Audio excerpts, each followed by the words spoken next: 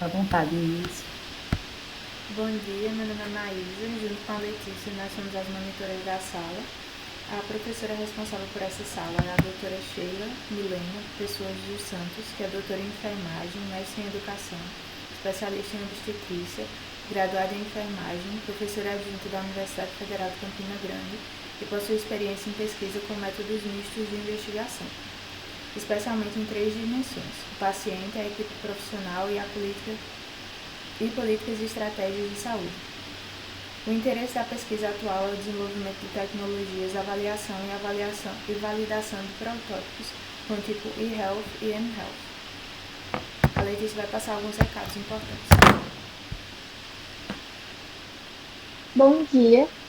Então, os recados antes da gente iniciar as apresentações são que cada autor terá até 15 minutos para a apresentação do seu trabalho. Após todas as apresentações, a professora fará um debate temático. Cada autor compartilhará a sua tela com a apresentação dos slides e todos os participantes devem permanecer até o final de todas as apresentações na sala e também as apresentações serão gravadas e posteriormente publicadas no canal do evento. Então, se não tiverem nenhuma dúvida, eu acho que nós podemos iniciar. Vamos começar pelo trabalho 2, atividade antimicrobiana de fragmentos bioativos oriundos da degradação trombolítica de uma protease, pelo autor Elivelton Veríssimo de Souza. Bom dia. Deixa eu só fazer uma pergunta. O slide é aquele que eu enviei para vocês ou pode ser um outro que eu tenho preparado também? Eu fiquei nessa dúvida. O que expressar melhor seu trabalho? Pronto. Fique à vontade. Deixa eu compartilhar a tela. Deixa eu abrir a câmera aqui.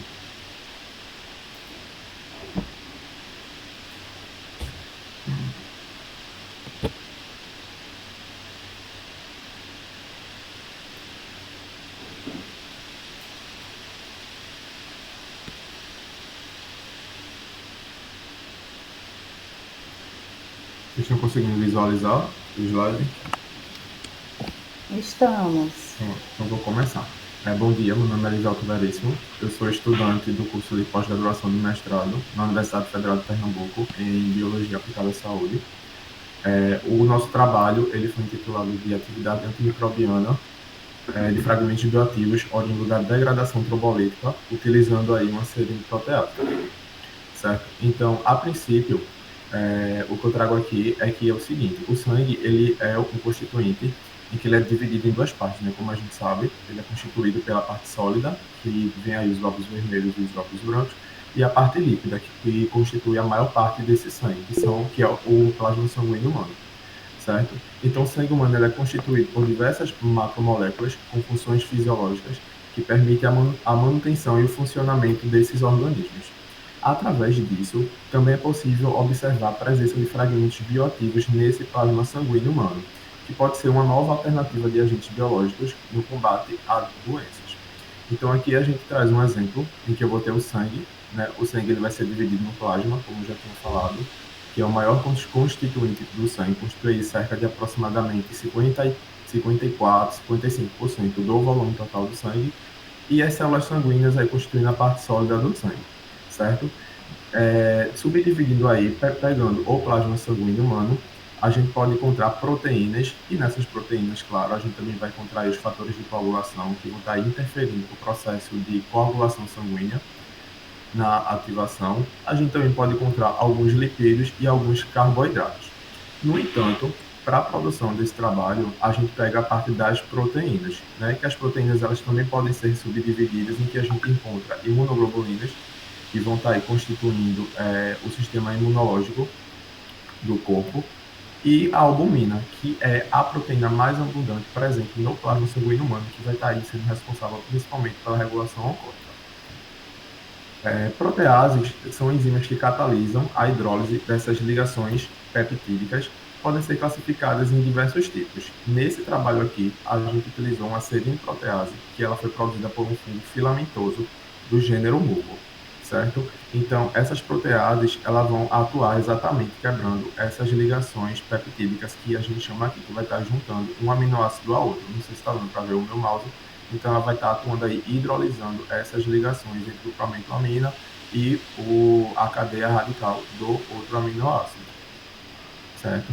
Então, ela vai atuar funcionando basicamente dessa forma, no qual eu vou ter aqui o complexo de fibrina, que ele foi formado a partir do momento do rompimento do vaso, em que houve a coagulação ali, né, a conversão desse fibrinogênio em fibrina. Quando essa rede de fibrina for formada, essa protease ela vai atuar quebrando essa rede, né, que é o que a gente chama de degradação trombolítica ou degradação de coágulos de fibrina, que é o caso desse trabalho, e ela vai estar aí liberando fragmentos. Esses fragmentos foi a parte do plasma que a gente atuou para verificar as atividades dele.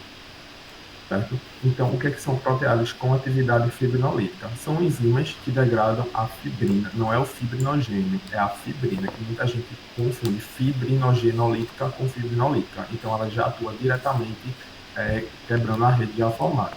E são consideradas também alternativas para fármacos de atividades antitrombolíticas. Então, aqui a gente está vendo uma rede de fibrina que já foi formada e ela vai estar atuando aí, limpando esse canal, limpando os vasos, esses capilares que foram formados através desses trombos. Então, essas enzimas elas também podem se originar a partir de diversas fontes, como plantas, animais e micro-organismos. No entanto, para esse trabalho, a protease utilizada ela foi produzida por fungos filamentosos. Esses fungos filamentosos, geralmente eles são dimórficos, ou seja, eles podem se apresentar tanto em forma de leveduras, que são fungos microscópicos, quanto em formas policelulares, que no caso são os fungos filamentosos, em que a gente utiliza as hifas desse fungo para realizar a produção dessas enzimas. Então aqui a gente consegue visualizar alguns micro-organismos que produzem algumas enzimas, algumas proteases. Então eles podem ser produzidos tanto por bactérias, quanto por acinobactérias, quanto por fungos. O gênero, o tipo do fungo, né, o gênero e a espécie do fungo que foi utilizada foi o fungo Mucosubtilissimus, que ele pertence aí ao filo Zygomicota. Né? Eles são dimórficos, como eu já tinha falado, são fungos que ele pode se apresentar por duas faces, ou ele é microscópico, como a gente conhece, como as leveduras, ou ele também pode atuar em forma policelular, que nesse caso é quando a gente utiliza as hifas dele para a produção dessas enzimas.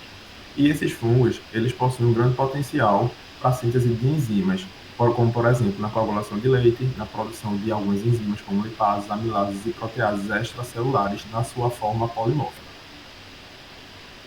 Em sua forma extracelular, eles produzem grande produção de enzimas, certo? Diante disso, esses fungos eles também têm sido um grande potencial para a produção e purificação de enzimas fibrinolíticas com um alto potencial de degradação dessas redes fibrinolíticas que são formadas. Diante disso, também acredita-se que no rompimento dessas redes de fibrina podem ser formados fragmentos bioativos. Esses fragmentos bioativos que podem exercer funções biológicas, como antipertensivo, imunomodulador, antitrombótico, antioxidante e antimicrobiano. A produção desses fragmentos ela pode ser obtida por bolsas de plasma excedente como substratos proteicos e que podem promover a produção de peptídeos, até então desconhecidos na literatura. A gente tentou identificar esses peptídeos no laboratório, sendo que a nossa máquina de eletroforese ela não consegue ler, ela só lê aproximadamente até 20 kilodaltons. Então, como geralmente os peptídeos eles são moléculas muito menores, então a gente não conseguiu visualizar, porque um peptídeo ele gira ali em torno de 3, 4 kilodaltons, então a gente não conseguiu visualizar no gel de corrida. Contudo, o objetivo desse trabalho foi obter fragmentos bioativos a partir da degradação dos coágulos de fibrina, né? Eu trocaria esse nome trombolítica por coágulos de fibrina, visto que a degradação trombolítica a gente tem o sangue puro. No trabalho a gente utilizou o plasma sanguíneo, que não forma trombo, ele gera coágulo de fibrina, utilizando a serinoprotease, que foi produzida pelo fungo, certo? Então, os materiais e métodos são: a gente utilizou o plasma excedente. Esse plasma excedente aqui, ele está sob esse processo daqui, e esse plasma ele foi doado pela Fundação de Hemoderivados de Pernambuco, que é o EMOP, certo? E a serinoprotease utilizada para a degradação desses coágulos de fibrina, ela foi produzida pelo fungo do gênero Muco, através de protocolos que já foram pré-estabelecidos e criados pelo nosso grupo de laboratório também, certo? Para a obtenção desses fragmentos bioativos, a gente gerou trombos, como a gente pode ver aqui na foto, a gente gerou esses trombos a partir da adição de uma solução de trombina no plasma fresco congelado. Então, a gente descongelou ele, colocou ele nesses tubos de ensaio, adicionou essa solução de trombina para poder formar esses trombos aqui, certo? Aqui a gente tem um exemplo do modelo que a gente utilizou, que a gente pegou um ml do plasma, adicionou ele no tubo de ensaio, certo? Adicionou uma solução trombina e levou ele a um banho-maria por cerca de 10 minutos, a 37 graus, para que haja a formação desse trombo. Após a formação do trombo, a gente adicionou a enzima, certo? E foi tirando esse degradado desses coágulos de fibrina em diferentes tempos. Então, a gente tirou o coágulo puro por 0 minutos em 5, 15, 20, 30, 60, 90, 120 e 150 minutos, certo? Após a adição dessa enzima.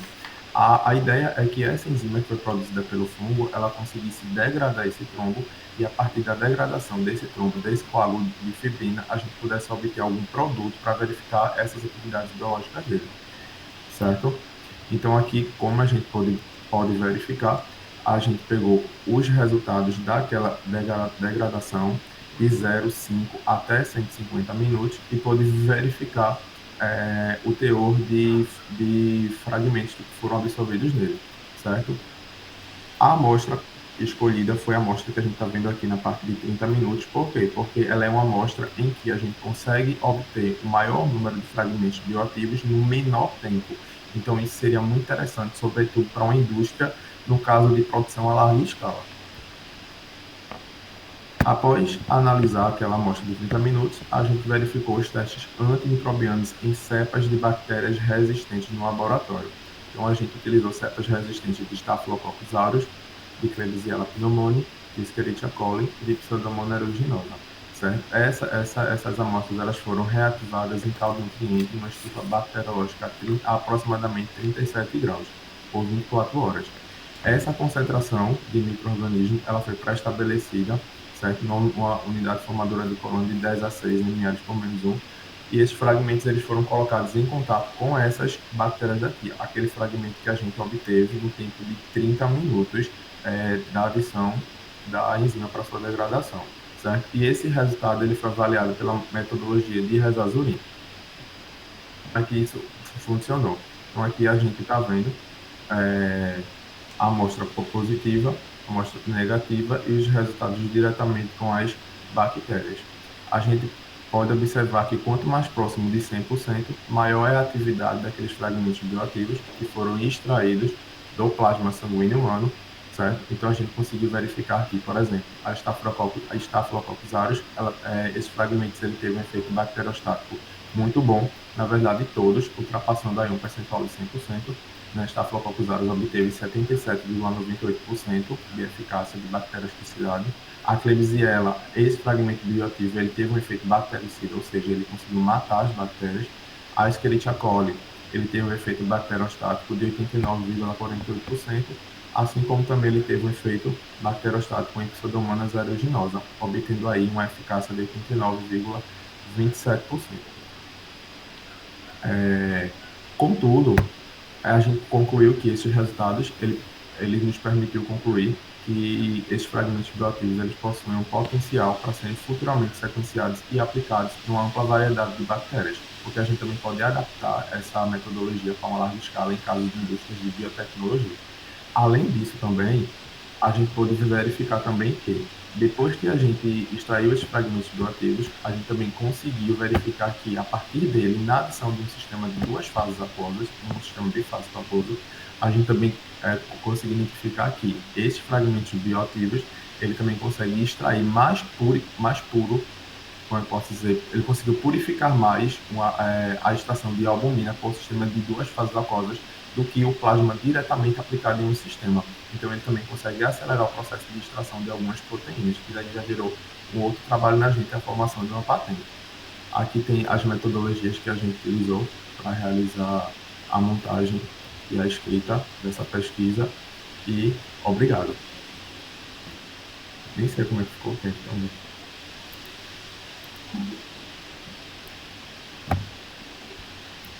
Parabéns pela apresentação, Elivelton.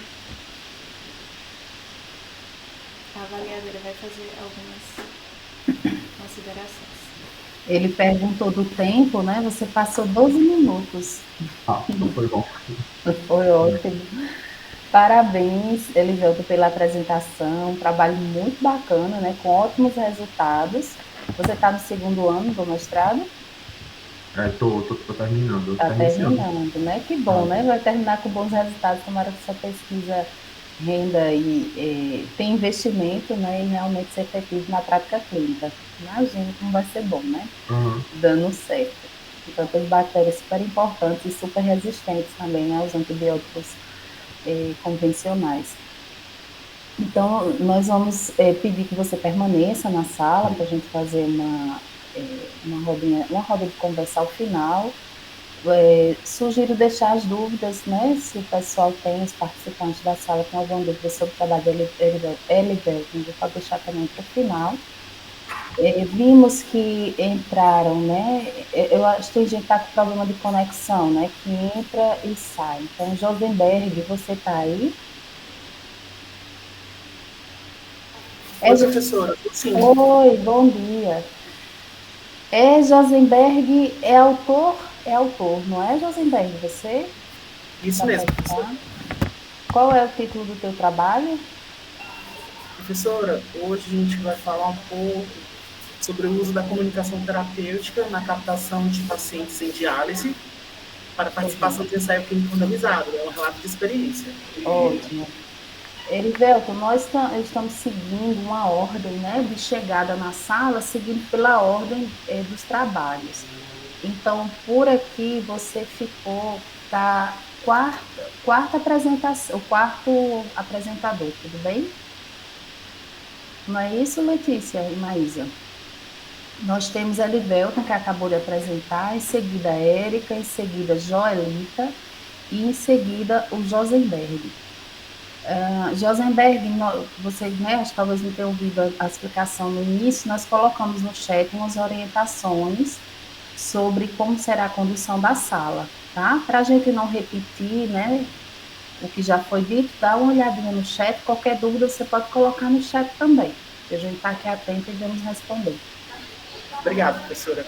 Por nada. Eu queria desculpas desde já, né, que houve um pequeno desentendimento na questão de agenda entre os autores e o pessoal está fazendo prova ou trabalhando, né? E hoje eu estou em estágio de saúde mental. Aí eu estou no CAPS. Tá um pouco barulhento, mas dá para a gente continuar, tá bom? Tá ótimo. João Wesley, tá por aí? Bom dia, estou sim, professora. Bom dia, João. Qual é o seu trabalho? Meu trabalho é a terapia fotodinâmica mediada pelo uso de fotossensibilizante no tratamento de uma lesão de olho.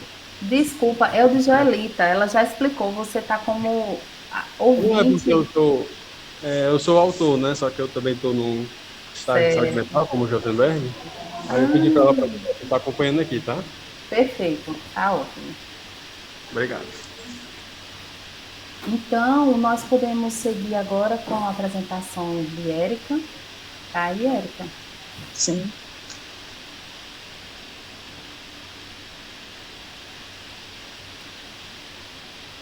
Vocês estão vendo a tela? Vai começar a apresentar. Ainda tá... Agora sim, estamos vendo.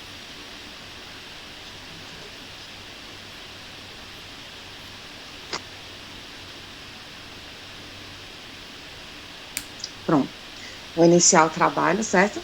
Meu nome é Érica, eu sou estudante de enfermagem da UFCG. E a temática do resumo é o protótipo de aplicativo móvel para orientar pessoas com hipertensão arterial sobre os riscos da doença renal crônica. Então, foi composto por mim, tem a autora Joana Ferreira de Santos, é orientado pela professora Tassiana da Costa Farias de Almeida. Válido ressaltar que esse resumo foi um recorte de um projeto de iniciação científica que a gente concluiu esse ano. Então, dando uma introduzida na temática, né? Então, hipertensão arterial nada mais é do que uma condição clínica multifatorial que é caracterizada pela elevação da pressão arterial, né? No caso, um valor anormal dos níveis pressóricos. Então, é considerada a pressão hipertensão, né? Uma pessoa com valor persistente da pressão sistólica acima de 140 e a diastólica acima de 90. E no Brasil, vimos também que dentro de uma década, de 2008 a 2017, vimos a estimativa de mais de 600 mil pessoas que foram mortas atribuíveis através da hipertensão. E ela é retratada, né, como uma importante causa de morte súbita, como infarto agudo do miocárdio, acidente vascular encefálico e a doença renal crônica, que é uma delas, que no caso é o foco do nosso trabalho. E o que seria a doença renal crônica? Ela é caracterizada por anormalidades na estrutura ou função renal que permanecem por mais de 3 meses. E também vimos que, com o avançado dos anos que vão passando, a gente vê que as tecnologias estão fazendo muito presente na nossa vida. Então, a gente pode usar a tecnologia para a promoção de saúde, que foi esse nosso foco, né? Construir um aplicativo. A gente construiu o protótipo que eu irei mostrar para vocês. Então, o objetivo é o quê? Desenvolver um protótipo de aplicativo móvel para orientar pessoas com hipertensão sobre os riscos da doença renal crônica. E a metodologia. De início, a gente fez uma busca, né, na unidade básica de Campina Grande, para saber o nível do conhecimento da população. Essa que você vai usar apenas um UBS, para saber como eles, além de rastrear, a gente saber o conhecimento deles sobre a temática. Vale ressaltar que é uma pesquisa de desenvolvimento tecnológico, certo? Então, os critérios de inclusão que a gente incluiu, né, no trabalho foram pessoas acima de 18 anos, com hipertensão arterial e que não tinham doença renal crônica, né, registrada em prontuário, e que elas estivessem adestridas na UBS e aceitassem através da assinatura do termo de consentimento livre e esclarecido. E os critérios de exclusão foram pessoas que desistiram de participar durante o desenvolvimento da pesquisa. E como havia falado, né, a gente fez a pesquisa de acordo com o método de design instrucional contextualizado. Nessa pesquisa, a gente contemplou as duas fases, né? A fase da análise, que foi analisar o conhecimento da população, e a fase do design, que irei mostrar posteriormente, que foi a construção do protótipo, que é o design. Então, no design, a gente analisou o conhecimento dessa população, fez um levantamento na literatura, junto às bases de dados de ciência da saúde, de acordo com o conhecimento dessa população, e o design do protótipo foi construído pelas próprias autoras. E obedeceu à resolução número 466, que diz respeito à pesquisa com seres humanos, e teve a aprovação do Comitê de Ética do Hospital Universitário Alcides Carneiro, sob o parecer número 5151095. Os resultados de discussão. Então, verificou-se que a maioria dos entrevistados, eles não tinham conhecimento a respeito da temática. E como havia falado e ressaltado, a gente fez, no caso, o conteúdo foi de acordo com a necessidade do público, né? De acordo com o conhecimento deles. O design do protótipo foi construído na plataforma Figma e foi composto por 35 telas, que foi dividido em categorias, aqui, tela inicial, login, que eu vou mostrar posteriormente para vocês. Pronto. Essa tela é a tela inicial. Quando, no futuro, né, quando eles forem abrir o aplicativo, vai ter o login, que o nome do aplicativo é Simplifica DRC. Aí ele vai colocar o e-mail, senha e acessar. Mas antes, se ele não tiver o cadastro, vai fazer o cadastro com o nome completo, data de nascimento, gênero. Se tem hipertensão, se tem outra comorbidade, ele até pode especificar a comorbidade que ele tem. A segunda figura fala sobre o questionário Scoring. O questionário Scoring, ele é um questionário que a gente também aplicou na entrevista. Como o foco do trabalho é só o protótipo, aí por isso que eu não falei antes. Mas é um questionário que a gente aplica, e esse questionário ele fala sobre o paciente tem uma probabilidade de desenvolver doença renal crônica no futuro. Então, vai usar dados clínicos, história clínica do paciente, se ele teve algum problema de saúde, em relação a gênero também, que é os dados sociodemográficos. Então, se esse paciente pontuar de 0 a 3, ele não tem risco, mas pontuar de 4 a cima, ele tem esse desenvolver doença renal crônica. Aí também tem acesso às referências, se vocês quiserem ver, né? E essa parte de curiosidades, que é o questionário Score, que é mais questão de interatividade. Então, ele não é obrigado a fazer esse questionário, mas, por curiosidade, ele pode sim fazer. Aí, a figura 3 é a tela inicial. A tela inicial, não, perdão. Editar perfil e configurações, que ele pode mudar o nome, mudar o e-mail, ele pode também, se quiser, colocar uma foto no aplicativo. Eu estou passando rápido por conta do tempo. Enfim. A figura 4 fala sobre o menu principal, que vai ter 2 apostilas, a de hipertensão e a doença renal crônica. Aí, como eu mostrei para vocês, de hipertensão vai ter hipertensão, ele vai clicar e vai aparecer definições, fatores de risco e prevenção. E também vai ter acesso às referências que a gente utilizou para a construção da apostila. Igualmente, a de doença renal crônica, considerações, fatores de risco e prevenção e as referências. Pronto, aí detalhando a parte de hipertensão. Aí quando ele for clicar em definição, vai ter o que é a doença, que já eu ia falar para vocês. Bem direitinho, a gente fez também numa linguagem que eles entendessem, até porque o público foram mais idosos, pelo menos onde a gente pesquisou, né? Na unidade, perdão. Aí, fatores de risco, aí vai ver que tem genética, idade, aí tem explicando bem direitinho. Lembrando que o foco foi mais, o foco no conteúdo foi mais na hipertensão. Vocês vão ver uma diferença quando for para a doença renal crônica. E continuando, os fatores de risco. Pronto, aí tem a prevenção. Como fazer essa prevenção da hipertensão? Controle de peso, dieta saudável, sódio, que seria a baixa ingestão de sódio, atividade física. Tem tudo explicando para o paciente. E a doença renal crônica vai ter as considerações, que vai ter a definição, os estágios da doença renal crônica e como pode ser feito esse diagnóstico através de um simples exame, por exemplo, de creatinina. Pode estar fazendo a estimativa da taxa de filtração glomerular. Tem os fatores de risco também, que ele pode estar visualizando, aí ele visualiza e aperta em concluir para voltar. E a prevenção, como é que ele pode fazer essa prevenção? Então, aí o aplicativo ele foi pensado no sistema operacional Android, pelo fato de ser acessível e também ter vários tipos de celular que possa, o pessoal ele possa vir adquirir. Como havia falado, os entrevistados eles não tiveram conhecimento sobre o que eram as doenças, né? A hipertensão e a doença renal crônica, os fatores de risco. E a gente viu também que, por exemplo, Qualimais, BIM, Pedialis, Nefrodireitos, Renal Health, acho que é assim se pronuncia, são os aplicativos fornecidos que a gente viu na literatura, porém não tinha nenhum aplicativo que direcionasse, por exemplo, hipertensão, doença renal crônica para hipertensos.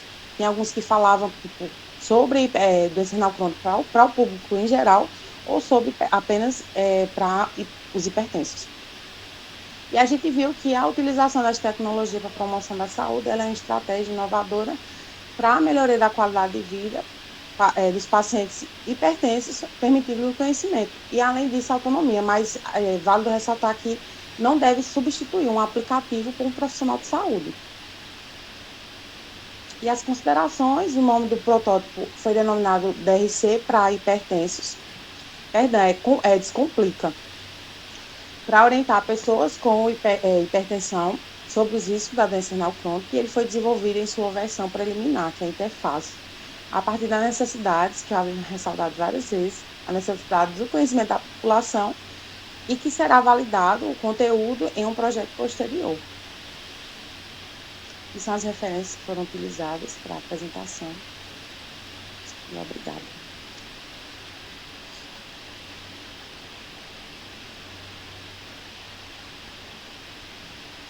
Estou à disposição para as considerações. Parabéns, Érica, pelo trabalho, bem complexo, né? A construção. Eu acredito que as pessoas têm alguma dúvida, mas vamos deixar para o momento da discussão. Monitoras, vamos apresentar o próximo trabalho, a autoria e título.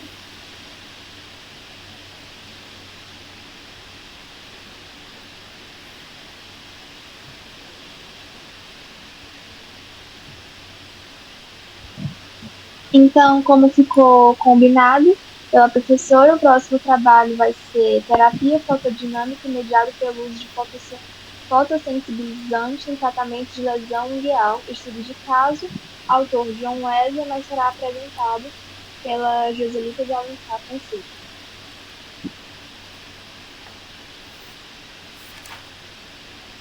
Todos estão vendo? Estamos, Joelita, fica à vontade. Certo. Então, nosso trabalho é a terapia fotodinâmica, mediada pelo uso de fotossensibilizante no tratamento de lesão ungueal, estudo de caso. Aí foi feito pelo John Wesley, a Ruth, Josenberg, Joelita de Alencar e o professor Tiago Moura de Araújo. Então, introdução. Então, assim, foi utilizado a terapia laser, né, de baixa intensidade, que é uma terapia fotodinâmica, e foi utilizado também um fotossensibilizante chamado azul de metileno. Para quem não sabe, o laser ele tem uma ação importante no processo de cicatrização de feridas. Ele atua na ação inflamatória, ação anti-inflamatória, e também ele age na dor, também age como um analgésico também para dor, certo?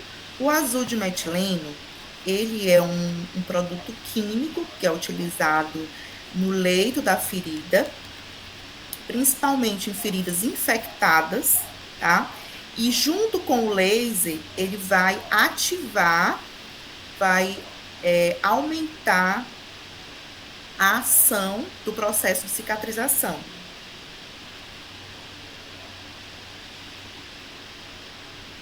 Então, o laser, ele promove, ele tem uma ação angiogênica, né? Então, ele estimula a produção de tecido de granulação, atua na revascularização, tem ação anti-inflamatória, então, atua também na proliferação epitelial e produção de fibroblasto, síntese e deposição de colágeno e contração da lesão. O fotossensibilizante azul de metileno, ele com a ação do oxigênio tecidual, ele tem uma reação fotoquímica que ele promove a produção de espécies reativas de oxigênio que apresentam efeitos citotóxicos nas células, bactérias e fungos. Então, o azul de metileno, ele tem uma ação antibactericida, antimicrobiana. Então, o objetivo do nosso trabalho é avaliar a eficácia e benefício do uso da terapia fotodinâmica, mediada pelo fotossensibilizador azul de metileno, em 2 aplicações no processo de reparo tecidual no tratamento de lesão ungueal. Então, o método. Então, nós utilizamos, aliás, foi um estudo de caso, né? O nosso método foi um estudo de caso. Então, um paciente diabético do sexo masculino, 48 anos, que já se encontra com uma neuropatia diabética. Então, ele já tem um histórico de amputação do 2º, 3º, 4º e 5º pododáctilo do pé direito. Então, ele chegou para a gente apresentando uma lesão ungueal traumática do 1º pododáctilo do pé esquerdo. Então, ocorreu essa lesão por conta de um calçado de uso inadequado. Então, esse paciente ele foi atendido no ambulatório de feridas do Centro de Atenção Integral à Saúde, da Unilab, no mês de setembro de 2022, na cidade de Redenção, onde se encontra um campus da Unilab. O método. Então, nós realizamos um método de observação, onde foi feitas as anotações em prontuários eletrônicos. A ferida dele, né, a lesão ungueal, foi medida com régua e foi feitos os registros fotográficos. Então, foi a formulação de azul de metileno nas concentrações de 0,1 microgramas por ml, associada a uma fonte de laser, a luz vermelha, né, com comprimento de onda de 660 nanômetros na potência de 100 milivolts, watts, com influência de 9 joules por centímetro quadrado. Essa influência aí, gente, é a dose que a gente utiliza na ferida, tá? Na lesão. Então, resultados. Então, resultados e discussões. Então, o paciente ele foi submetido a 2 sessões de terapia fotodinâmica. Foi, gente, com intervalo de 7 dias entre uma aplicação e outra. Iniciou-se a higienização da superfície da lesão com soro fisiológico. Colocávamos também uma gase embebida com a solução aquosa de polihexanida, que é o PHMB de 0,1%. Então, essa gase ficava em cima do leito da lesão por uns 10 minutos, porque o PHMB ele tem uma ação também, uma ação importante no processo de cicatrização e reduz o odor da ferida. Então, aplicou-se na região ulcerada o corante azul de metileno por 5 minutos. Seria antes da aplicação do laser, a gente faz essa aplicação do azul de metileno. E aí deixamos por 5 minutos agindo, que é o tempo de pré-irradiação. Depois foi feito a irradiação a laser numa dose de 6 joules por centímetros quadrados. Por 6 são por 9, né? 9 joules por centímetros quadrados. Resultados e discussões. Então, o paciente, né, foi atendido aí no consultório, no ambulatório de feridas da Unilab. Então, ele chegou para a gente, né, no início de setembro. Aí, na primeira figura, foi como a lesão dele chegou para a gente. E aí, seguimos o protocolo de limpeza da ferida com soro fisiológico e aplicação do PHMB. Ocorreu também o desbridamento, né, da lesão, porque a lesão chegou também com o esfacelo. E aí, fizemos também o desbridamento instrumental. Aí, já observando aí na segunda figura, já foi na primeira semana, né? Já tinha aí processo de, como é que se diz? Já tinha tecido de granulação aí já na primeira semana, né? Presença de tecido de granulação. Já na terceira semana, na segunda semana, quando ele chegou, já observamos aí já um aumento, né, do tecido de granulação, presença já do leito ungueal e da lúnula, né, um arco crescente que ocorre ao redor da unha, né. Então, resultados e discussões. Então, após a primeira sessão, constatou-se que o paciente apresentou formação de tecido de granulação e diminuição da quantidade de exudato. Na segunda sessão, notou-se a presença de lúnula e leito ungueal. Na reavaliação, observou-se a presença de formação de lâmina ungueal a partir da matriz ungueal. Então, considerações finais. Então, a terapia fotodinâmica mediada com o uso do fotossensibilizante apresentou eficácia na técnica de fechamento da ferida na reparação do tecido do paciente com lesão ungueal no primeiro pododáctilo do pé direito. Trouxe como benefício ao paciente uma recuperação mais rápida, elevação da sua autoestima, redução para a chance de amputação do membro. Considerações finais. Cabe ressaltar a importância da inserção da fototerapia dinâmica no conduto cotidiano da podologia clínica, tendo em vista os resultados benéficos para o paciente. E aqui são as nossas referências, eu queria agradecer a vocês.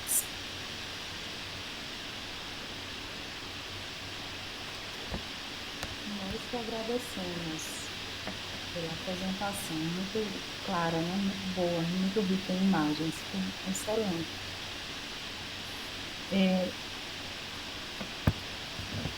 Monitoras, podemos passar para a próxima apresentação?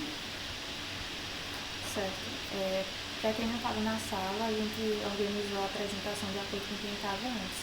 E agora é a vez do trabalho que tem por título Uso da comunicação terapêutica na captação de pacientes em diálise para participação no ensaio clínico randomizado, com um relato de caso, ou relato de experiência, que vai ser apresentado pelo Josenberg. Bom dia. Só uma dúvida, com licença. Eu queria saber, porque eu acabei de receber o link para entrar na minha sala da apresentação de trabalho. E eu queria saber se o meu trabalho já foi chamado para ser apresentado. Ítalo, Nós fizemos a ordem de acordo com aquela lista e de acordo com quem estava presente, mas não se preocupe que você vai apresentar o seu. É porque eu não recebi a lista, não consegui encontrar. Não recebi o link por e-mail, na verdade. Tranquilo. Olha, nós vamos agora para a quarta apresentação. O seu é em seguida. Já pode Tá ir bom. se organizando, tá? Tá bom, ok, obrigado. Nada. Bom dia, pessoal. Vocês conseguem ver minha tela? Conseguimos dá sim. pra ver. Obrigado. É um prazer imenso estar participando desse congresso, né? Eu me chamo Josenberg Pereira Amaro, eu sou acadêmico de enfermagem da Unilab, né? A Universidade Internacional da Integração Luso-Afro-Brasileira. Faço parte de um grupo de pesquisa direcionado a doenças crônicas não transmissíveis. E atualmente sou bolsista de um ensaio clínico randomizado com pacientes em diálise, aqui no interior do estado do Ceará. Entre os autores, além de mim, nós temos outras duas acadêmicas, a Caroline Evaristo e a Larissa Kathleen. Temos o José Erivelto, que é enfermeiro e mestrando, e a professora e doutora Thaisa Frota Cavalcante, certo? Esse trabalho, esse resumo foi feito durante a primeira etapa do nosso ensaio clínico, intitulado O uso da comunicação terapêutica na captação de pacientes em diálise para participação de ensaio clínico randomizado, um relato de experiência.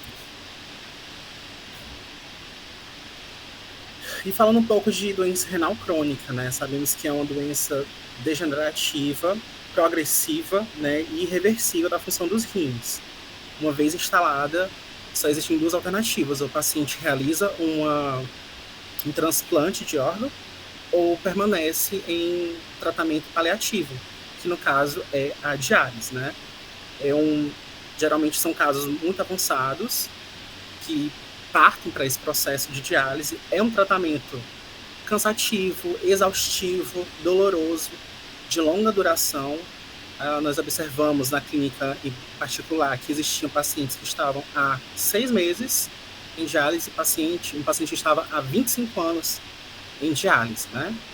Isso traz um grande impacto social e na vida do próprio paciente, que não consegue programar uma viagem longa, ou tem que estar sempre programado a dia sim, dia não, estar disponível para comparecer à clínica e ser ligado à máquina por pelo menos 4 horas para que seja feita toda essa limpeza no sangue dele, do paciente. E durante esse processo, nós percebemos que a habilidade de se comunicar terapeuticamente com esses pacientes é uma prática de enfermagem, é um instrumento básico do cuidado da enfermagem, estando presente em todas as ações realizadas, né, com o paciente, desde o processo de informar e orientar até apoiar e confortar esse paciente e atender, na medida do possível, às necessidades básicas do mesmo. Gente, eu estou indo rápido demais. Uma pergunta assim. Tá tudo bem, tá tudo bem, Josenberg. Mas se eu estiver indo rápido demais, vocês falam, eu diminuo. Tá bem. Obrigado. Então, nós tivemos como objetivo relatar a experiência iniciada por acadêmicos de enfermagem na captação de pacientes em hemodiálise para participar de um ensaio clínico randomizado com o uso da comunicação terapêutica como prática da enfermagem. Certo? Falar um pouco sobre a metodologia que foi empregada. O estudo aconteceu em uma clínica de diálise no interior do Ceará, na cidade de Baturité, no período de agosto e setembro desse ano, né? E na primeira etapa do estudo clínico randomizado, que é na etapa de baseline, onde a gente fez a apresentação da equipe aos pacientes, apresentamos o projeto, né, o trabalho, os objetivos, o impacto que os resultados daquele trabalho trará para a vida deles, né? Então, como a gente fez esse processo? Nós separamos os 2 primeiros dias da pesquisa para comparecer até a clínica. A clínica é formada por 5 salas, e cada sala tem 8 pacientes. E são 3 sessões por dia, cada sessão de 4 horas. Então, nós fomos em cada uma dessas salas e em cada sessão conversar com um pouco mais de 130 pacientes para apresentar a proposta, né, do trabalho e fazer o convite, chamar eles para participar. Isso aconteceu muito porque são pacientes que passam por um processo exaustivo, né? Ficar 4 horas sentado não é fácil, e dia sim e dia não, ter o seu braço, ter o acesso no seu braço, ter um sangue limpo, é algo bem cansativo, bem estressante, né?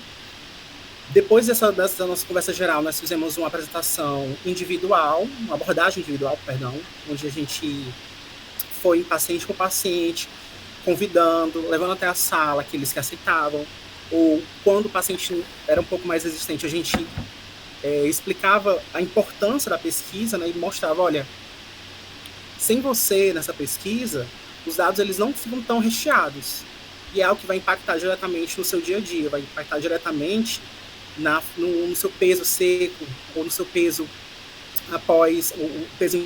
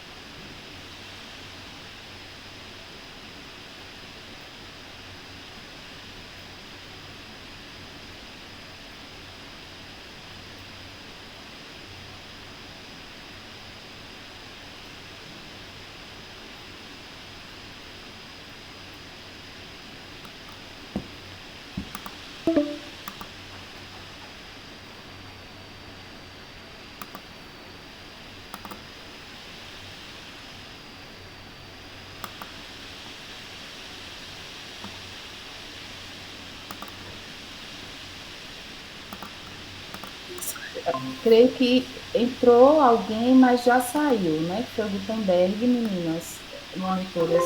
Gutenberg caiu, não foi? Maísa. Foi, caiu, mas já voltou. Ele continuou apresentando? Quem? O Josenberg terminou a apresentação? Terminou sim. É Josenberg, eu disse Gutenberg. Josenberg, mas entrou outra pessoa, cadê? Entrou, mas saiu, não foi? Cadê, meu Deus? O Lion tinha entrado e saído, só que o Ítalo ainda tá aqui. Aí ele pode Não, Gutenberg. Eu perguntei até na sala. Mas enfim, estão todos aqui que já estavam. Mas caso chegue alguém vocês falam pelo chat para não atrapalhar a apresentação. Então, podemos seguir para o próximo expositor. Pode apresentar, Maísa.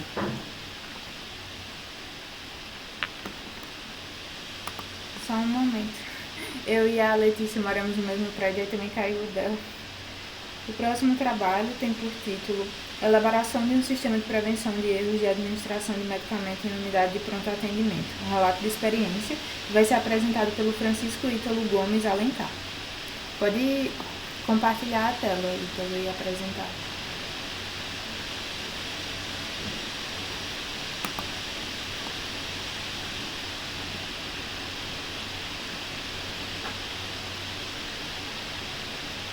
Bom dia. Conseguem ver direitinho? Sim, dá pra ver. Sim. Sim, agora eu tô vendo. Então, liguei a câmera.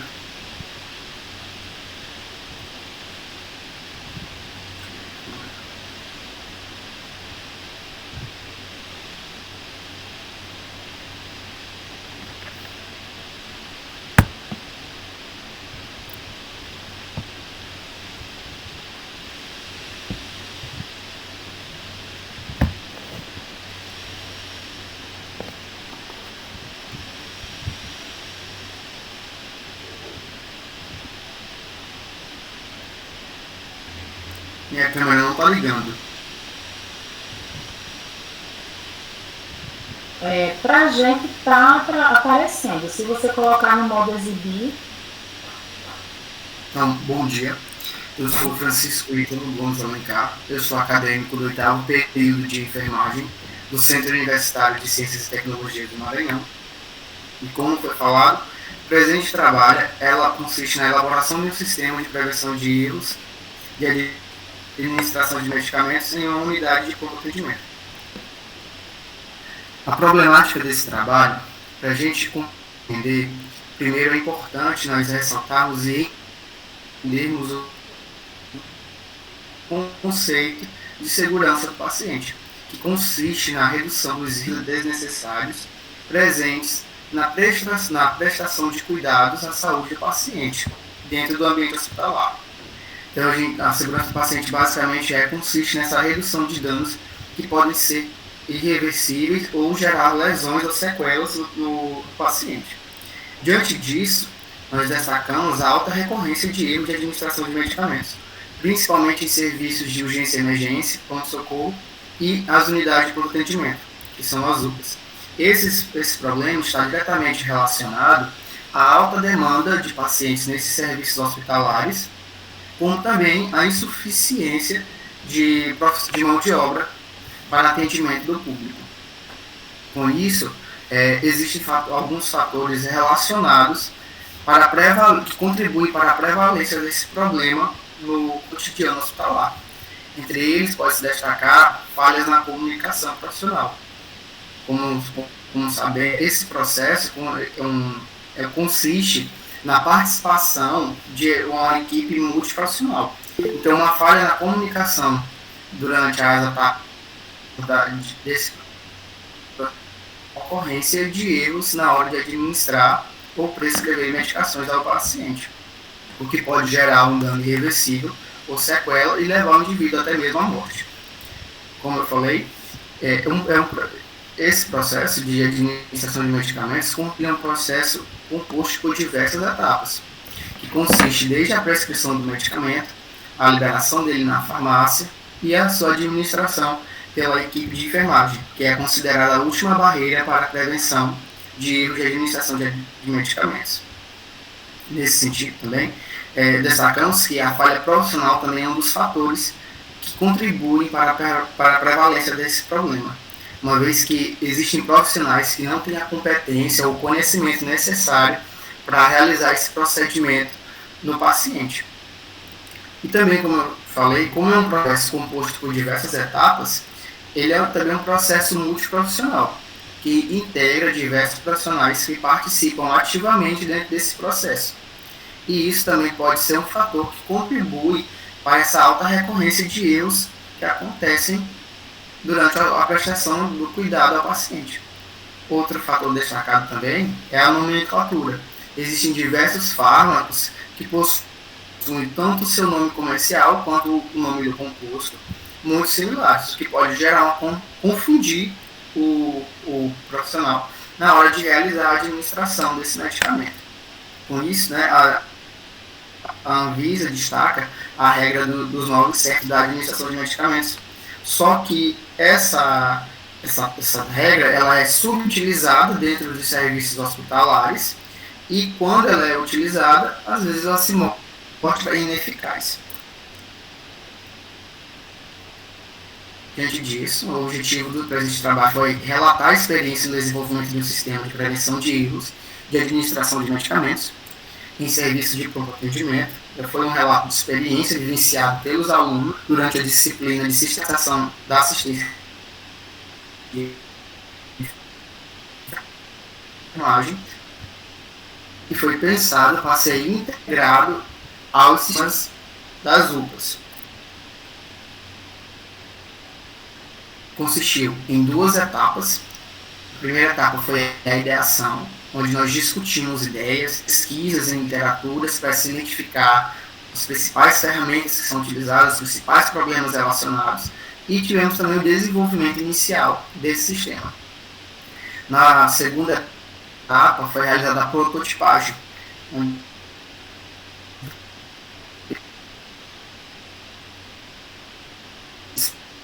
pensamos a interface do sistema, pensamos como vamos desse produto e também ele foi pensar a organização do atendimento.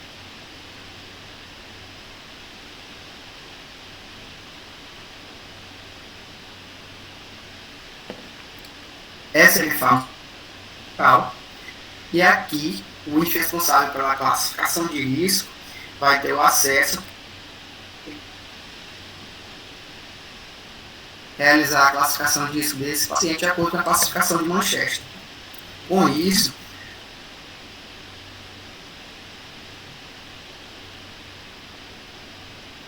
vai ser elaborado, vai ser esse código que o paciente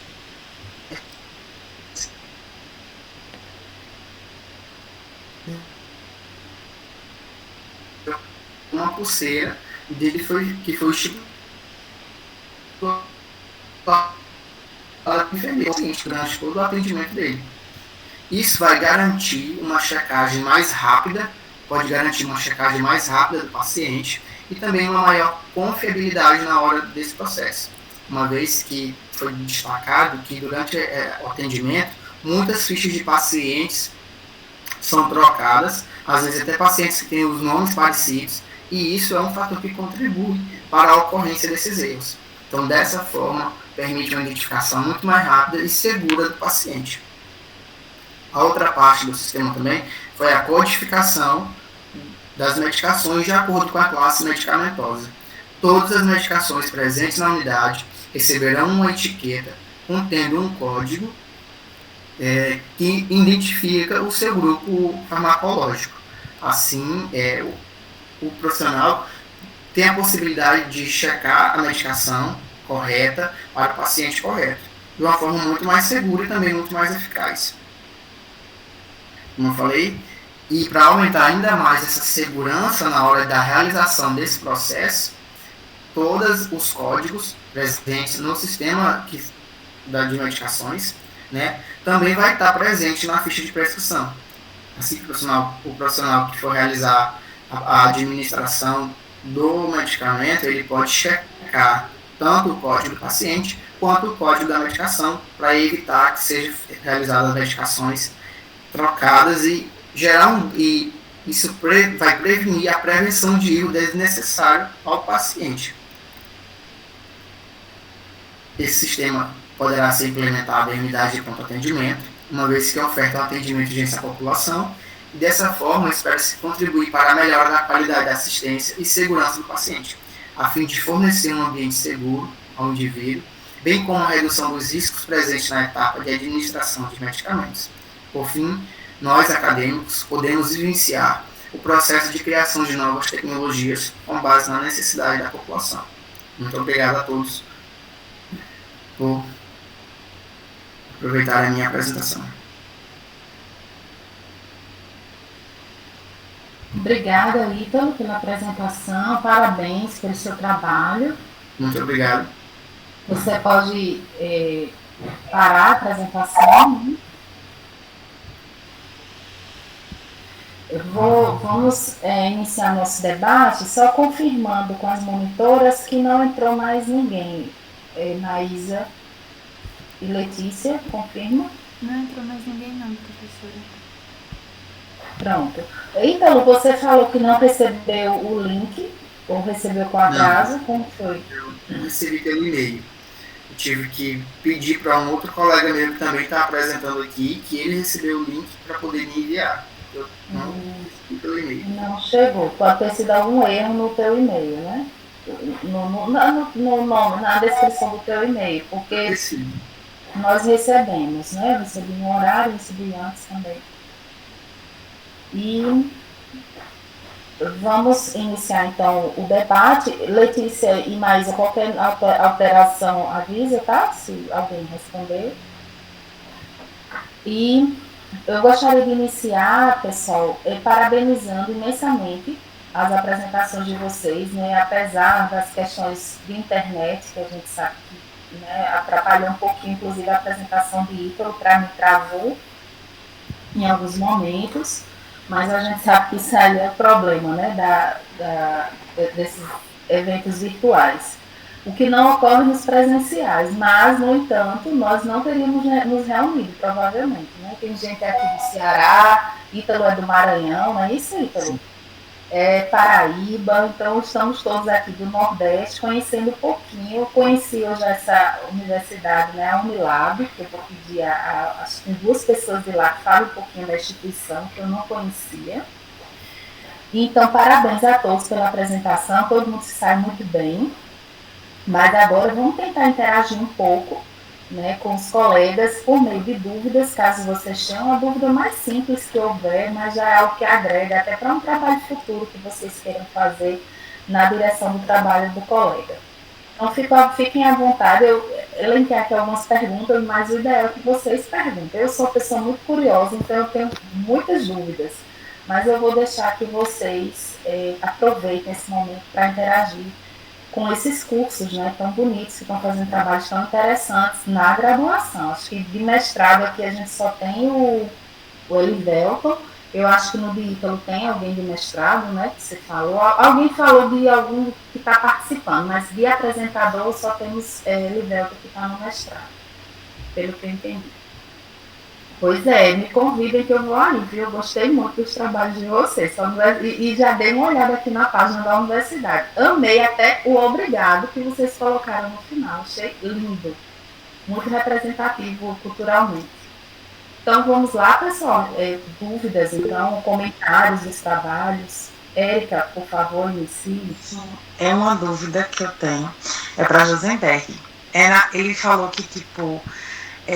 para selecionar os participantes, né, da pesquisa, ele fazia tipo uma análise cognitiva. Eu acho que é isso. Se não for isso, me corrija, vice Josenberg.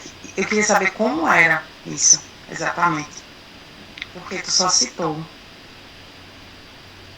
Oi, Érica, é isso mesmo. A gente, dentro dos critérios de inclusão, né, para a pesquisa, a gente teria que ter a parte cognitiva necessária para poder responder aos questionários. É um questionário grande, um instrumento um pouco longo. Então, alguns pacientes eles não tinham essa percepção, então a gente aplicava um exame mental. Né? A gente perguntava o local onde ele estava, a cidade, o dia do mês ou o dia da semana, para saber se ele estava consciente no lugar e no espaço onde ele estava, né? No tempo e espaço. E aí, quando ele passava por esse, atingir pelo menos um 8 no teste, aí a gente prosseguia com ele para o restante. Alguns pacientes realmente não sabiam onde estavam e o que estavam fazendo. E aí, para não comprometer o estudo, né, mais à frente, a gente preferiu não incluí-los dentro da pesquisa. Mas é o mini exame mental básico de anamnese mesmo. Mas se foi construído por vocês? Ou tem uma referência? Não, tem uma referência. Eu não estou com ela aqui no momento, mas eu posso pesquisar e colocar aqui no chat para você. Por favor. Só um minuto.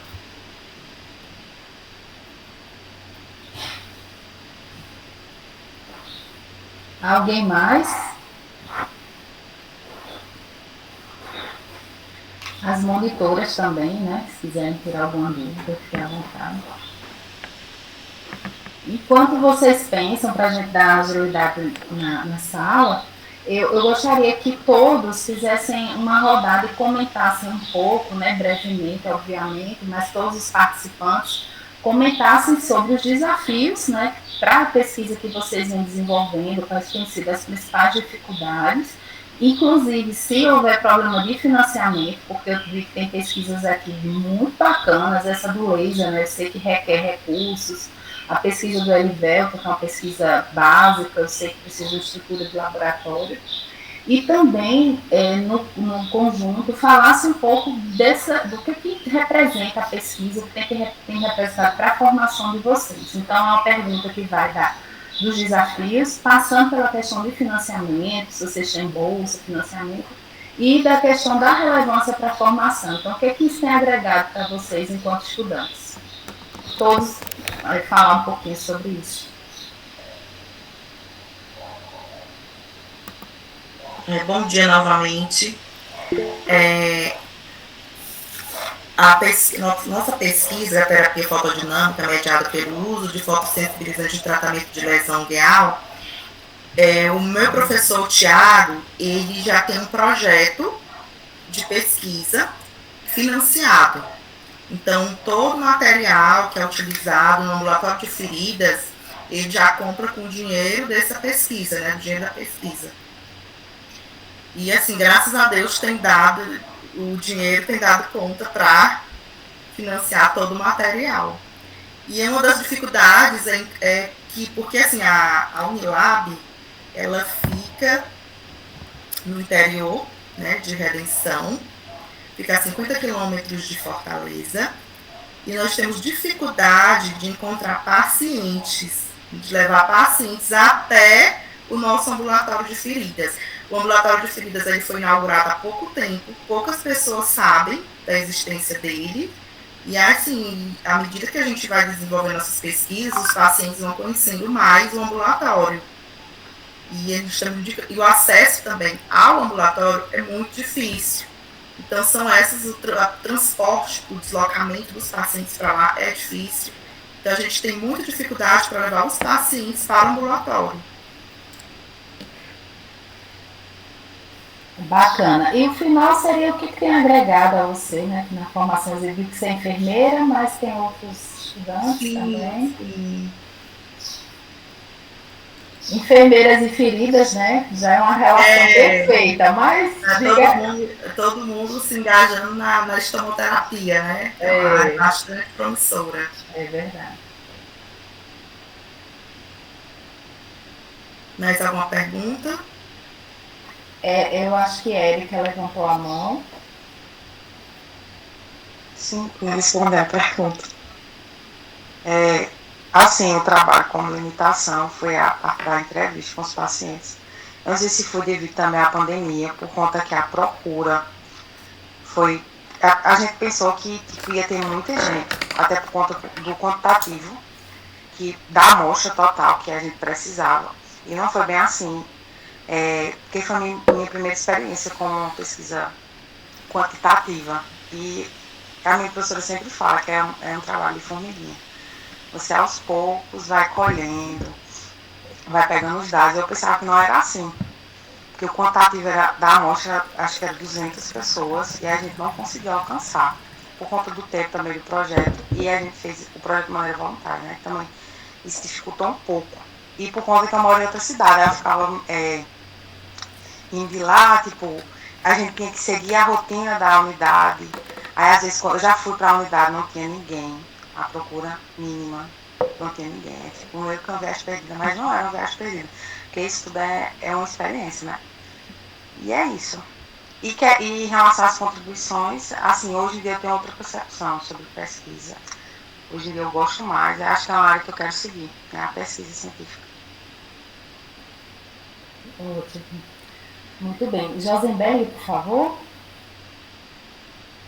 Isso, gente, pegando um gancho um pouco do que a Joelita e a Erika falaram, né, sobre essa dificuldade de estar em um campo e pesquisar em outro, né?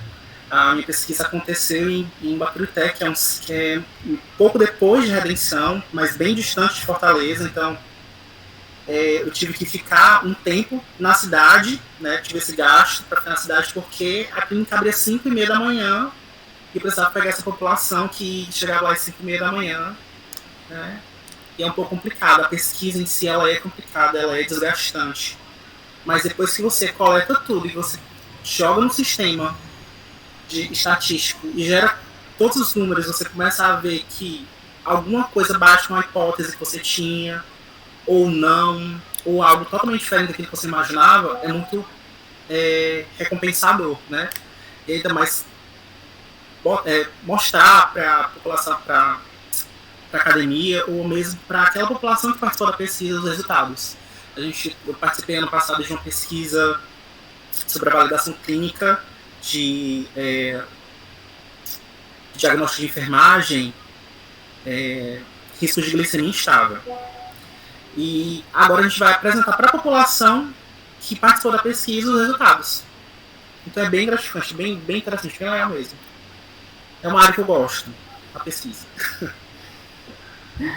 Ô, Josenberg, você também é da Unilab, não é isso? Sim.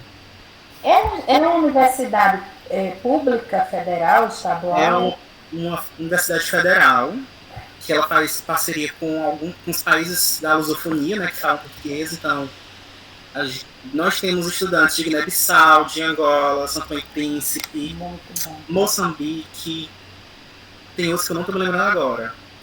Então é uma faculdade bem heterogênea. Professora, assim, lá são 3 campos. E quase ninguém sabe que é federal. É impressionante, quase ninguém sabe. Mas são 3 campos. Tem o campo da Liberdade, tem o campo. O campo da Aurora e o campo é o outro campo, Josenberg.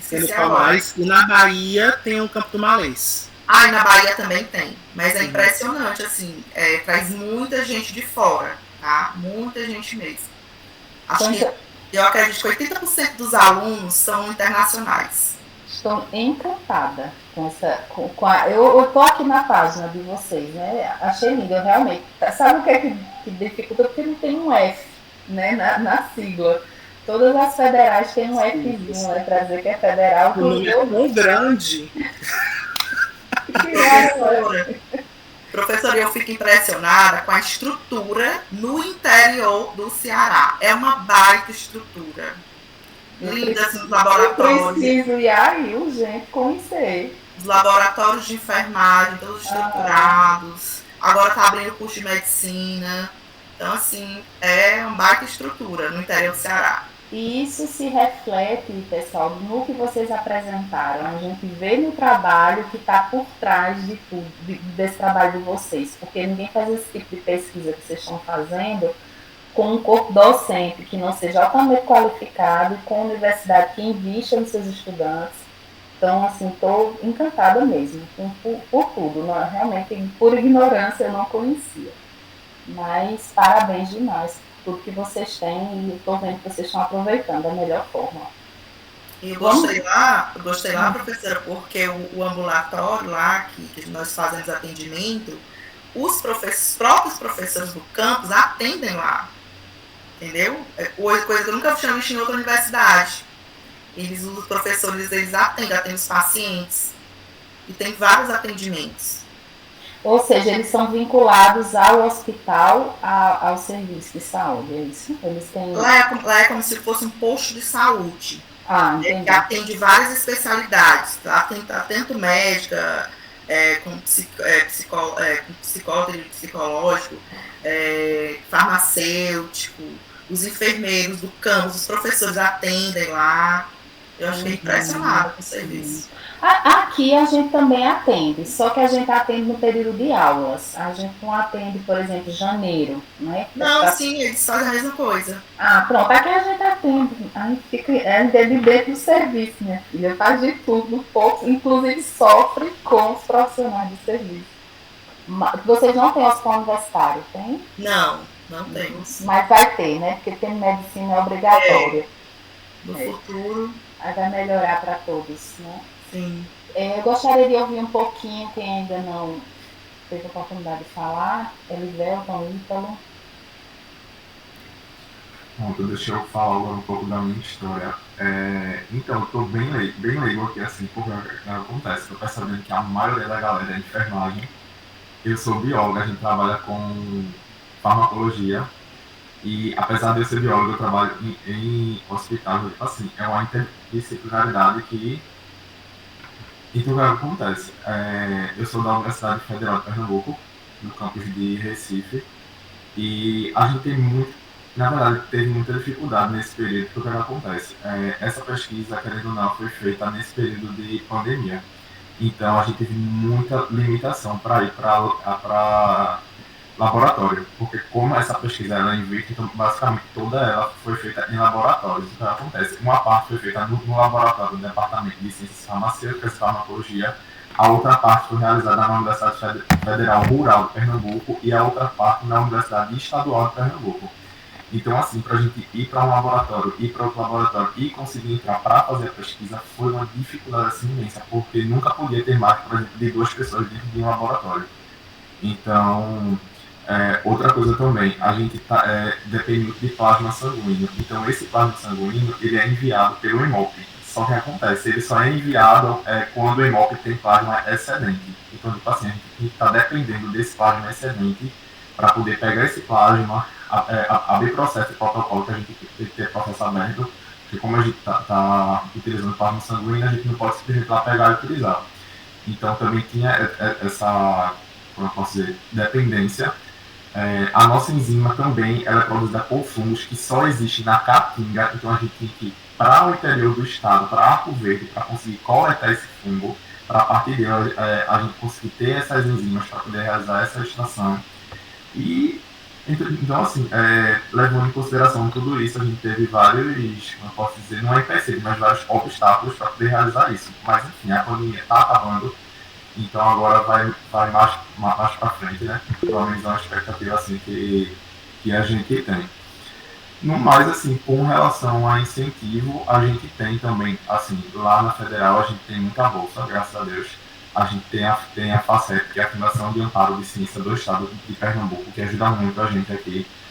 Tem a CAPES também. Então, tipo assim, a gente teve algumas ajudas, né? A partir desse trabalho aqui também, a gente teve vários outros, como, por exemplo, a gente também está conseguindo extrair imunoglobulina a partir do plasma para o combate de chikungunya e zika. A gente também está conseguindo, na verdade, a gente conseguiu fazer uma patente em que só essa enzima ela consegue purificar a albumina do plasma sanguíneo humano, que acho que 90% de todas as pesquisas ela só consegue purificar a albumina de boi ou de arroz. E a gente está conseguindo fazer essa purificação a partir do plasma sanguíneo humano. Então, assim, é uma pesquisa, mas que a partir dela a gente está conseguindo puxar para vários outros aspectos. Então, assim, foi muito produtivo, porque a gente foi com foco em uma coisa e está começando a descobrir outras coisas. Então, está sendo bem produtivo, pelo menos para a área de farmacologia, que é a nossa área de biotecnologia. Perfeito. E tem bastante dentro de enfermagem, mas a gente tem uma aluna que aqui, né, que acho que ela terminou o doutorado em farmácia, no Espírito Santo.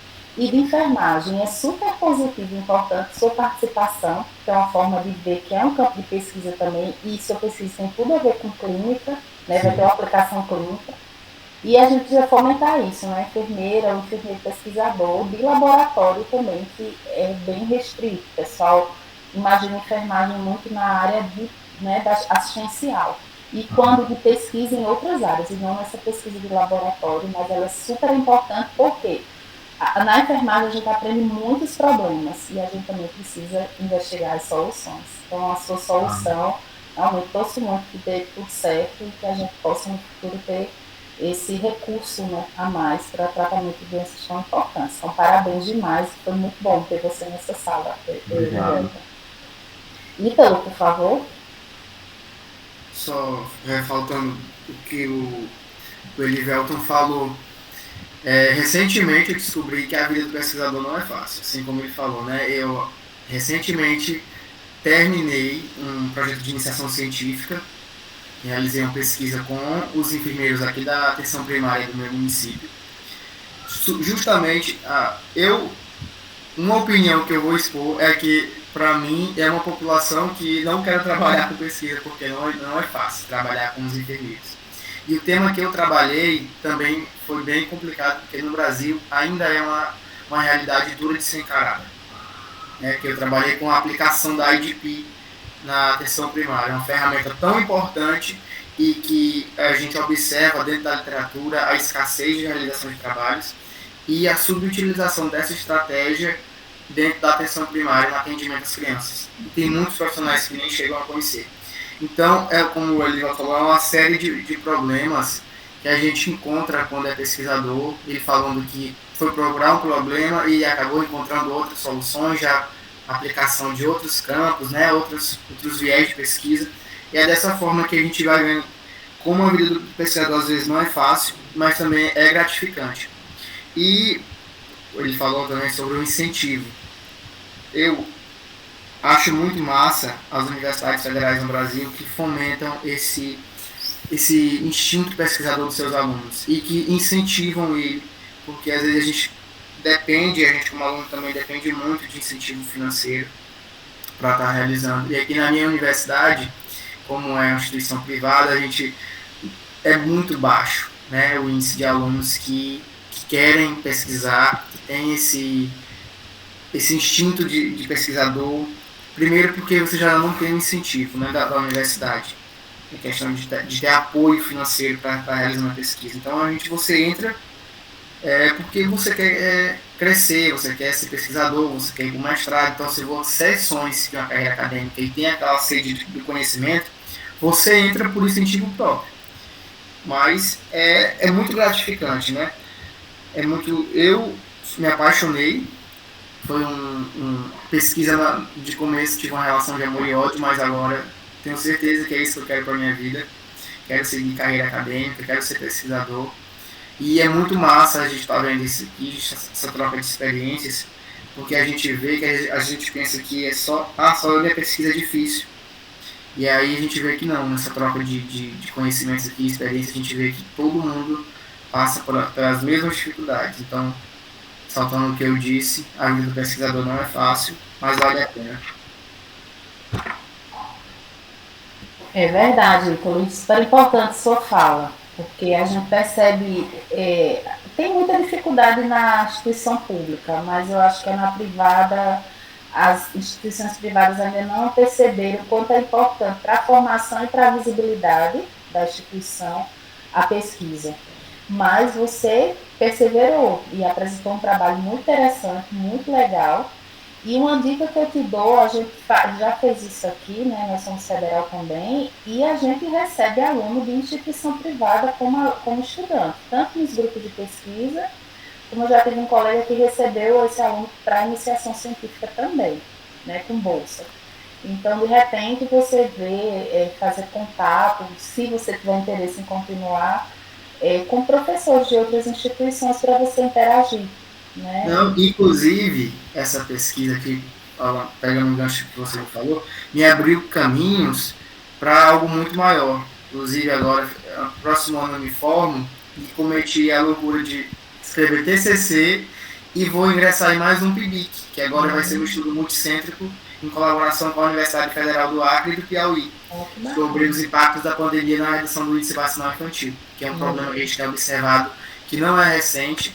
E a pandemia, a gente eu percebi, dentro da atenção primária, porque eu gosto muito da criança, percebi essa redução na vacinação infantil. E a prova disso, nós temos aí o retorno da poliomielite, do sarampo. Então, é isso. É algo que hoje eu agradeço porque está me possibilitando um mundo novo, porque eu tenho que desbravar agora, e uma chance de crescimento, de reconhecimento pelo trabalho que eu tenho feito, porque eu acho que isso é importante. Às vezes você acha que não vale a pena, quer desistir, mas no final, quando chega no final, você diz, não, vale a pena, quero continuar.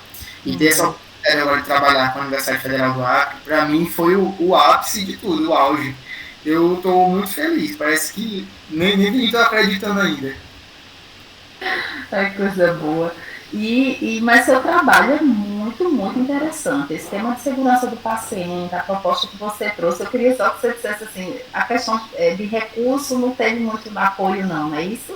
Tem não, isso aí porque tem um custo, né, se for proposta.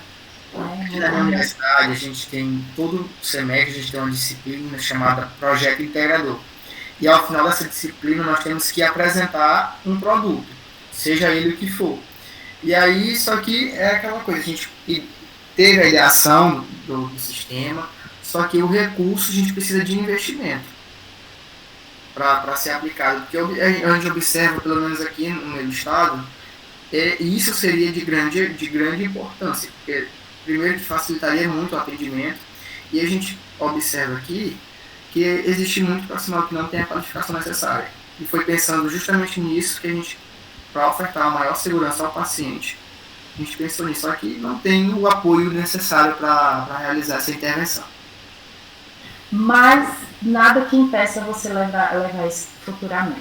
Né? A ideia é brilhante e talvez não seja o momento, mas guarda a ideia e ela vai de encontro a tudo que se quer, que é a gente qualificar os serviços de saúde. A gente tem uma rede até boa, ampliou-se, mas a gente, nessa parte de segurança do paciente, a gente está muito atrás ainda. Então, essa tua ideia é super adequada, né? Esse futuro que a gente quer de melhoria e qualificação dos serviços de saúde. Parabéns demais. Como é o nome da tua instituição mesmo, Ítalo? É Unifacema. Unifacema. Pessoal, se ninguém tiver mais nenhuma Facema, né, CNA, nós temos aqui Unifacema, temos a UFCG, temos a Unilab, a UFPE, não é isso? Essas 4 instituições, foi pelo que a gente acompanhou. A gente vai pedir, se vocês permitirem, a gente fazer uma foto, se vocês puderem abrir as câmeras para fazer uma foto, e a gente fazer aquela postagem básica no Instagram do evento, para registrar esse momento que tivemos. Meninas, Letícia e Maísa, tem algo a acrescentar? Tudo ok, né? Eu fiquei só com vontade de parabenizar o Elivelton, porque eu também sou de Pernambuco, a Faculdade Federal é longe da estadual e em Arco Verde pegar fungo, cara, você tá de parabéns. A ciência ela é desafiadora, mas você passou, assim. Minha câmera tá com um problema aqui que não quer ligar nem com reza brava. Meu Deus. É a internet, meu filho, é complicado. Tá indo não, eu queria participar da foto. Me dei 2 minutos para ver se eu resolvo o problema. Damos sim. Você vai fazer doutorado, Elivelton? Já vai dar sequência ou vai dar uma pausa? Eu acho que eu vou tentar no segundo semestre do ano que vem, porque como eu terminar agora, eu vou querer um tempo para descansar a mente e depois dar continuidade ao projeto, mas o pré-projeto já está encaminhado. Muito bom. Já tem segmento.